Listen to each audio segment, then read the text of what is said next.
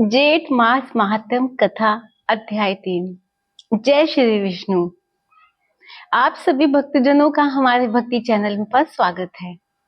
आज हम प्रस्तुत कर रहे हैं जेठ मास महात्म कथा का तीसरा अध्याय, जिसमें हम जानेंगे कि एक ऐसी पुण्यवती स्त्री की कथा जिसमें अपने पतिव्रता धर्म और श्रद्धा के बल पर यमराज तक को झुका दिया।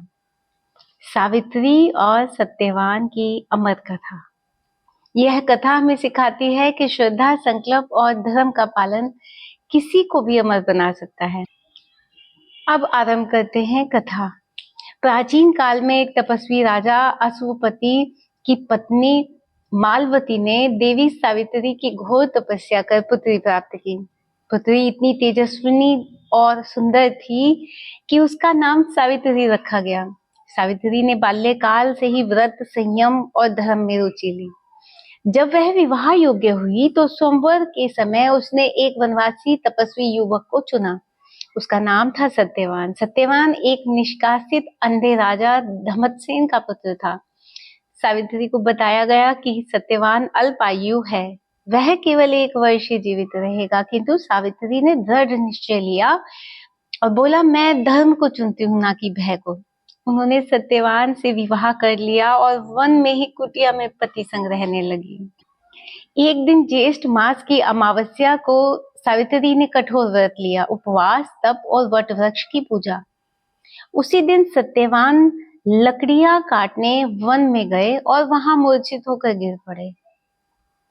सावित्री को सब पूर्वाभास था। वह साथ गई और सत्यवान के सर को अपनी गोद में रखा। तभी यमराज प्रकट हुए और सत्यवान के प्राण लेकर दक्षिण दिशा की ओर चल। सावित्री यमराज के पीछे चलने लगी। यमराज बोले, सावित्री, तुम एक पतिव्रता नारी हो, तुम मुझसे कुछ भी मांग सकती हो, परंतु अपने पति के प्राण नहीं।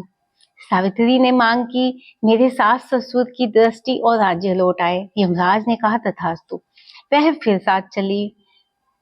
मेरे पति को सैकड़ों पुत्र हों। यमराज बोले, तथास्तु। वह फिर भी नहीं रुकी। यमराज बोले, अब लौट जाओ।